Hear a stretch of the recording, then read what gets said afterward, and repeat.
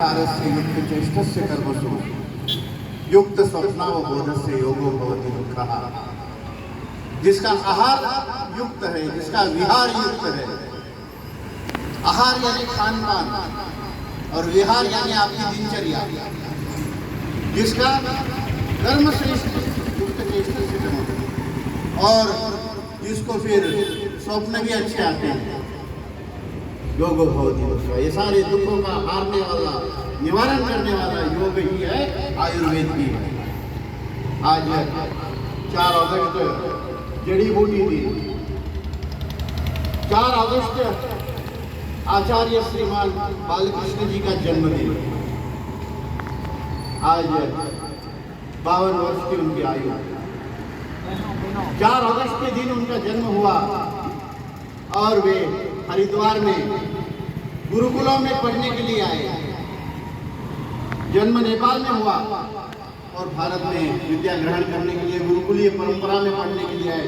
वहां उन्हें परम पूज्य योग ऋषि प्रातः स्मरणीय प्रतिपल वंदनीय युग पुरुष महामानव योग की गंगा को भारत से लेकर विश्व पटल पर पहुंचाने वाले स्वामी रामदेव जी महाराज से मुलाकात और वहां से ये योग और आयुर्वेद की गंगा बहनी शुरू हो गई।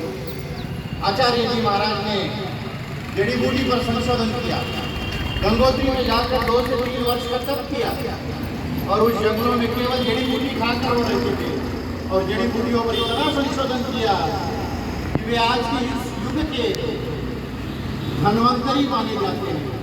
इस आयुर्वेद की परंपरा में धन्वंतरी का नाम योग सर्वश्रेष्ठ रूप में लिया जाता है। फिर महर्षि चरक, महर्षि सुश्रुत से लेकर कई ऋषि मुनियों ने आगे इस कार्य को बढ़ाया।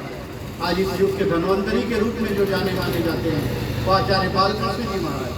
आज के 16 वर्ष पूर्व भारत सरकार ने 4 अगस्त को जड़ी बूटी दिवस के रूप में घोषणा कर दी और ये सरकारी दिन है, शासन स्तर पर जिसको मान्यता मिली है। ये ऐसा जड़ी बूटी उत्सव आज भारत में नहीं संपूर्ण विश्व में मनाया जाता है। तो आज के इस जड़ी बूटी दिन के उपलक्ष्य में लातूर जिला की समस्त टीम, हमारे सबके आदरणीय भाई राम घाड़गे जी जो जिला अध्यक्ष के रूप में सबको एकत्रित करके संगठन का एक बहुत अच्छा कार्य चला रहे हैं।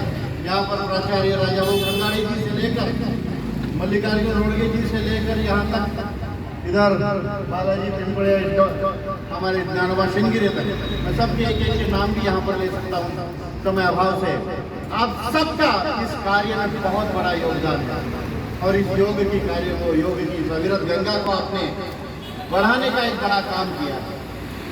आयुर्वेद ये भारतीय ऋषि प्रणाली है, भारतीय ऋषि परंपरा है कि अपने घर के आसपास जो वनस्पति है, जो पौधे हैं, जो पेड़ है, उसी से हम अपनी रोगों का निवारण कर सकते हैं, हम अपने स्वास्थ्य को निरोगी और तंदुरुस्त रख सकते हैं। ये भारत की प्राचीन देन है, लेकिन लोग इसको भूल गए हैं। बस इस बात की फिर से जानकारी देने के लिए ये जड़ी बूटी उत्सव के माध्यम से एक दिन नहीं, एक सप्ताह नहीं, एक मास नहीं, साल के 12 महीने लोगों को आयुर्वेद के बारे में जानकारी देने का काम अब चल रहा है।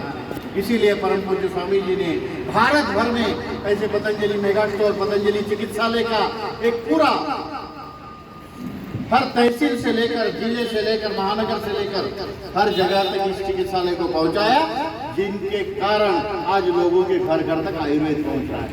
आयुर्वेद को बीच के काल में अलग स्वरूप मिल गया था, यानी दूसरी पैथियां बहुत श्रेष्ठ है और आयुर्वेद निकृष्ट है, ये लोगों के अंदर फैलाया गया था जानबूझकर अंग्रेजों के काल में, और ये आयुर्वेद को दबाने का कार्य हुआ। आयुर्वेद यानी कोई एकादा वैद्य है, अपने फटे हुए कोट को पहन के बगल में एक थैली डाल के घर घर जा रहा है और आयुर्वेद को नीचा दिखाने का काम हुआ। परम श्रद्धेय आचार्य बालकृष्ण जी महाराज ने आयुर्वेद को फिर से एक बार ऊंचा उठाने का काम किया है, उसको लोक मान्यता, जगत मान्यता, वर्ल्ड हेल्थ ऑर्गेनाइजेशन की मान्यता भी प्राप्त कराई है। क्योंकि 8 साल पहले स्वामी जी ने पूछा था कि जैसे एलोपैथी को आप मान्यता देते हो, आयुर्वेद को क्यों नहीं देते? तो वर्ल्ड हेल्थ ऑर्गेनाइजेशन के प्रमुखों ने बताया कि आपके आयुर्वेदिक प्रोडक्ट ह्यूमन और एनिमल ट्रायल्स के बिना होते हैं। और आपके अंदर कोई साइंटिफिक एविडेंस नहीं प्रूव किया जाता, बस यही दो बातें हैं, तो स्वामी जी महाराज ने 500 साइंटिस्ट की टीम खड़ी कर दी, 500 वैज्ञानिक लगाए और पतंजलि रिसर्च फाउंडेशन बनाया। और तब से लेकर आज तक हर चीज जो वर्ल्ड हेल्थ ऑर्गेनाइजेशन को चाहिए कि आपको ह्यूमन और एनिमल ट्रायल्स के साथ एविडेंस बेस्ड मेडिसिन देने का काम पतंजलि आयुर्वेद और दिव्य फार्मेसी ने किया है। आज तक के आयुर्वेद के इतिहास में पहली बार अगर किसी ने evidence based medicine human trials और एनिमल ट्रायल्स के साथ दिया है तो वो है पतंजलि योगपीठ और दिव्य फार्मेसी हरिद्वार की। तो इसके माध्यम से ये कार्य आज वर्ल्ड हेल्थ ऑर्गेनाइजेशन तक पहुंचा है और वहां से लेकर इसको जगत मान्यता प्राप्त हो गई है।